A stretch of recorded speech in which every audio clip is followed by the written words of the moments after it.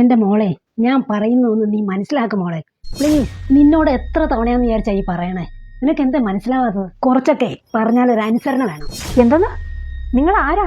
നിങ്ങൾ ആരോട് സംസാരിക്കുന്നേ? സൂക്ഷിച്ച് സംസാരിക്കണം. ഇതൊക്കെ നിങ്ങളുടെ പുറകെ നിൽക്കുന്ന ആ നിർഗുണല്ലേ, അവനോട് പറഞ്ഞാൽ മതി. എന്നെ ശല്യപ്പെടുത്താതെ പോകുന്നുണ്ടോ അവിടുന്ന്?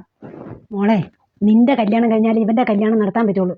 എത്ര നാളായി പറയണു? നീ ഇങ്ങനെ വാശി പിടിച്ചാൽ എന്താ ചെയ്യണം? അതുകൊണ്ട് എന്റെ പൊന്നു മോളെ, പ്ലീസ് നീ ഒന്ന് കല്യാണത്തിന് സമ്മതിക്കും. അതിന് അമ്മ ചേട്ടനെ കല്യാണം നടത്തിക്കോ, എനിക്ക് ഒരു പരാതിയില്ല. മോളെ, അനീത്തിയുടെ കല്യാണം കഴിയാണ്ട് ചേട്ടന്റെ കല്യാണം നടത്തരുതെന്നല്ലേ ജോത്സ്യര് പറഞ്ഞേക്കണേ? അത് നിനക്ക് അറിയാവുന്നതല്ലേ? അതുകൊണ്ട് എന്റെ പൊന്നുമോള് ഞാൻ പറയുന്ന ഒന്ന് കേക്ക് പ്ലീസ്. വില്ലുമംഗലം കോവിലകത്തെ ആലോചന നല്ല ആലോചന, നമുക്ക് ചേർന്ന ബന്ധം. നീ ഒരു എസ് മാത്രം പറഞ്ഞാൽ മതി പ്ലീസ്. ഒന്ന് നിർത്തുന്നുണ്ടോ? രാവിലെ തന്നെ എന്റെ തല തിന്നാനായിട്ട് ഞാൻ ഇവിടെ നിന്നിട്ട്. മോളെ, ഞാൻ പറയുന്ന ഒന്ന് കേക്കടി മോളെ, പ്ലീസ്. നീ ഒന്ന് കേക്കടി മോളെ പറയണത്. മോളെ, നല്ല ആലോചന മോളെ, നല്ല തങ്കപ്പെട്ട ചെറുക്കനാ. നീ ഒരു എസ് മാത്രം പറഞ്ഞാൽ മതി മോളെ. നീ ഒന്ന് പറയും മോളെ, നീ ഒരു എസ് പറയും മോളെ. ഇങ്ങനെ ഒരു സ്വന്തം. എന്താ സുശീലേ പ്രശ്നം? എന്റെ കൗസല്യടുത്തി, ഇവൾക്ക് നല്ലൊരു ആലോചന വന്നാൽ ഇവളാണെങ്കിൽ എന്ത് ചെയ്താൽ സമ്മതിക്കൂല. ഞാൻ പറഞ്ഞു മടുത്തു. നീ കൗസല്യടുത്തി ഒന്ന് പറയാ. ഇവളുടെ കല്യാണം കഴിഞ്ഞിട്ട് വേണം ഇവന്റെ കല്യാണം ഒന്ന് നോക്കാൻ. ഇവന് കല്യാണം ആലോചിക്കണോ? കയ്യിലിരിക്കണ സാധനം കണ്ടില്ലേ? എന്തായാലും ഞാൻ അവളോടൊന്ന് സംസാരിക്കാം. മോളെ, നീ ഇവിടെ വന്നിരിക്കുക. സുശീലേ, നീ എനിക്കൊരു ചായ എടുക്ക. ശരി ചേച്ചി. മധുരം വേണ്ടല്ലോ അല്ലേ? മധുരം വേണ്ട സുശീലേ. മോളെ, നിനക്ക് എന്താ കല്യാണം വേണ്ടാത്തെ? നിനക്ക് ആരെങ്കിലും ഇഷ്ടമുണ്ടെങ്കിൽ നീ കൗസല്യാൻ്റിയോട് പറ. ഞാനത് സുശീലോട് സംസാരിക്കാം. എനിക്കങ്ങനെ അഫെയർ ഒന്നും ഇല്ല കൗസല്യാൻ്റി. പിന്നെ എന്താ നിന്റെ പ്രശ്നം? എനിക്കിപ്പോൾ കല്യാണം കഴിക്കണമെന്നില്ല. എൻ്റെ ആഗ്രഹങ്ങളാണ് എനിക്ക് വലുത്. അല്ലെങ്കിൽ ഈ കല്യാണം കഴിക്കുക എന്നൊക്കെ പറയുന്നത് ഒരു ഓൾഡ് ഫാഷനാണ്. എൻ്റെ ആഗ്രഹങ്ങളൊക്കെ സാധിച്ചതിന് ശേഷം ഞാൻ വേണമെങ്കിൽ ആലോചിക്കാം. ശരി, എന്താ നിന്റെ ആഗ്രഹം? എനിക്കൊരു എയർ ഹോസ്റ്റസ് ആവണം. വിവിധ രാജ്യങ്ങൾ കാണണം. ലോകം മുഴുവൻ സഞ്ചരിക്കണം. Breakfast Singapore, lunch Australia, dinner US. അങ്ങനെ എനിക്ക് ഒരുപാട് സമ്പാദിക്കണം. സ്വന്തമായിട്ട് ഫ്ലാറ്റ്, സ്വന്തമായിട്ടൊരു കാറ്, പിന്നെ സ്വന്തം ബിസിനസ്, അങ്ങനെ ഒരുപാട് ആഗ്രഹം എനിക്കുണ്ട് കൗസല്യാൻ്റി. ശരി മോളെ, കൊള്ളാം. ഇപ്പം നീ എന്താ ചെയ്തുകൊണ്ടിരിക്കണേ? ഞാനിപ്പോൾ ഡിഗ്രി കഴിയാൻ പോകുന്നു. അത് കഴിഞ്ഞ് എയർ ഹോസ്റ്റസ് കോഴ്സിന് ജോയിൻ ചെയ്യും. മോളെ, നീ ഇപ്പം ചെയ്യുന്ന ഡിഗ്രി കോഴ്സിന് നിനക്ക് ആഗ്രഹിച്ച പോലെ മാർക്ക് കിട്ടിയില്ല എന്ന് വിചാരിക്കുക. അപ്പം നിനക്ക് എയർ ഹോസ്റ്റസ് കോഴ്സിന് ജോയിൻ ചെയ്യാൻ പറ്റുമോ? അങ്ങനെ സംഭവിച്ചാൽ നിനക്ക് മനസ്സിന് ഭയങ്കര വിഷമം ഉണ്ടാവില്ലേ? ഇല്ലേ മോളെ? അത് പോട്ടെ, ഇനിയിപ്പോൾ മാർക്ക് കുറഞ്ഞാലും നിനക്ക് എങ്ങനെയെങ്കിലും എയർ ഹോസ്റ്റസ് കോഴ്സിന് അഡ്മിഷൻ കിട്ടിയെന്ന് വിചാരിക്കും. പക്ഷേ നിന്റെ കഷ്ടകാലത്തിന് നിനക്ക് അവിടെയും പെർഫോം ചെയ്യാൻ പറ്റിയില്ലെങ്കിലോ? അങ്ങനെ ഒരു സാഹചര്യം വന്നാൽ നിന്റെ മനസ്സിലുള്ള ആഗ്രഹങ്ങൾ അങ്ങനെ നടക്കാതെ പോവില്ലേ? അപ്പോഴും നിനക്ക് വിഷമാവില്ലേ? അത് പോട്ടെ, നീ ഇപ്പോൾ ഒരു എയർ ഹോസ്റ്റസ് ആയി എന്ന് വിചാരിക്കുക. നിനക്ക് ഇൻ്റർനാഷണൽ ഫ്ലൈറ്റ്സിന് പകരം ഡൊമസ്റ്റിക് ഫ്ലൈറ്റ്സാണ് കിട്ടിയെങ്കിലോ? ഡൊമസ്റ്റിക് ഫ്ലൈറ്റ്സിലെ ജോലിയാണെങ്കിൽ നിനക്ക് സിംഗപ്പൂരിൽ പോയി ബ്രേക്ക്ഫാസ്റ്റ് കഴിക്കാൻ പറ്റില്ലല്ലോ.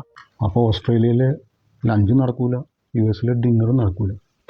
അത് തന്നെ, അപ്പോഴും നിനക്ക് വിഷമാവൂലേ? ഡൊമസ്റ്റിക് ഫ്ലൈറ്റ്സിലെ ജോലി കൊണ്ട് നീ ഉദ്ദേശിക്കുന്ന തരത്തിലുള്ള ലക്ഷറിയസ് ഫ്ലാറ്റ് വാങ്ങാൻ നിനക്ക് എത്ര കാലം വർക്ക് ചെയ്യേണ്ടി വരും? ഇനി ലോൺ എടുക്കാമെന്ന് വെച്ചാൽ EMIയും ശമ്പളവും തമ്മിൽ മാച്ച് ആവുമോ?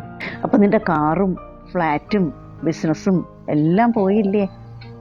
അങ്ങനെ ഒരു ആഗ്രഹവും നടക്കാതെ പോയാൽ നിനക്ക് ഒരുപാട് വിഷമാവില്ലേ മോളെ? നിൻ്റെ മനസ്സ് വേദനിച്ച് നീ തകർന്നു പോവില്ലേ? നിൻ്റെ തീരുമാനങ്ങൾക്ക് എതിരായിട്ടെല്ലാം നടക്കുമ്പോൾ നിന്നെ ആളുകൾ കുറ്റപ്പെടുത്തില്ലേ? അങ്ങനെ എല്ലാവരും നിന്നെ ഒറ്റപ്പെടുത്തില്ലേ? ആ ഒറ്റപ്പെടലിൽ നീ വെന്തുരുകില്ലേ മോളെ? അങ്ങനെ ജീവിതത്തിൽ എല്ലാ പ്രതീക്ഷകളും തകർന്ന് ജീവിതത്തിൽ ഒറ്റപ്പെട്ട് എല്ലാവരും നമ്മളെ കുറ്റപ്പെടുന്ന സാഹചര്യത്തിൽ ഇത് എവൻ്റെയെങ്കിലും തലയ്ക്ക് വെച്ച് പണ്ടാരടങ്ങി പോകട്ടെ എന്ന് നമ്മൾ ആഗ്രഹിച്ചു പോകും. ആ സാഹചര്യത്തിൽ നമുക്ക് ഉപകാരപ്പെടുന്ന ഒരു സാധനമാണ് ഈ ഭർത്താവ് എന്ന് പറയണത്.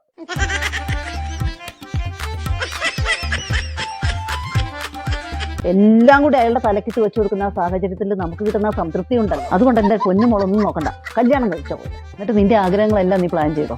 ചീറ്റിപ്പോയാ പുള്ളിക്കാരനാന്ന് പറയാം.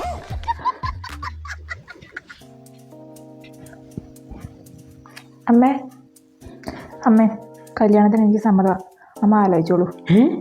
എനിക്ക് വിശ്വസിക്കാൻ പറ്റില്ല മോളെ. നിനക്ക് എങ്ങനെ ഇത്ര പെട്ടെന്ന് മനസ്സ് മാറി? കൗസല്യാമ്മ എന്നോട് കുറച്ച് കാര്യങ്ങൾ പറഞ്ഞു. അതിൽ കുറച്ച് കാര്യമുണ്ടെന്ന് എനിക്ക് മനസ്സിലായി. ഓ, എന്നാലും എൻ്റെ കൗസല്യേച്ചി എത്ര പെട്ടെന്ന് ചേച്ചി അവളുടെ മനസ്സ് മാറ്റി കളഞ്ഞ്. ചേച്ചി എന്ത് ട്രിക്കാ ചേച്ചി പ്രയോഗിച്ചേ? എന്തായാലും ചേച്ചിയോട് ഒരുപാട് നന്ദിയുണ്ട് കേട്ടോ. നന്ദി എന്നോടല്ല സുശീല പറയേണ്ടത്, എമ്പുരാൻ സിനിമ ഇറക്കിയവരോടാ പറയേണ്ടത്. എമ്പുരാൻ സിനിമയും ഇവള് കല്യാണത്തിന് സമ്മതിച്ചതും തമ്മിൽ എന്താ ബന്ധം? ബന്ധമുണ്ട് സുശീലേ. Shock marketing. ഷോക്ക് മാർക്കറ്റിംഗോ? അതെന്താ അവളുടെ തലയ്ക്ക് ഷോക്ക് അടിപ്പിച്ചോ? Shock marketing. കുറേ നെഗറ്റീവ് കാര്യങ്ങളുടെ അവിടെ തലയിലേക്ക് ഇട്ട് കൊടുത്ത് മൊത്തത്തിൽ അവൾക്കൊരു ആശയക്കുഴപ്പം അങ്ങോട്ടുണ്ട്. അങ്ങനെ അവൾക്ക് നോർമലായിട്ട് ചിന്തിക്കാൻ പറ്റുന്ന അവസ്ഥ ഞാൻ മാറ്റി. അങ്ങനെ ആ ഗ്യാപ്പിൽ നമ്മൾ ഉദ്ദേശിച്ച കാര്യം കൂടെ നേടിയെടുത്തു. അവർ പൈസ ഉണ്ടാക്കിയ പോലെ. വാടാ.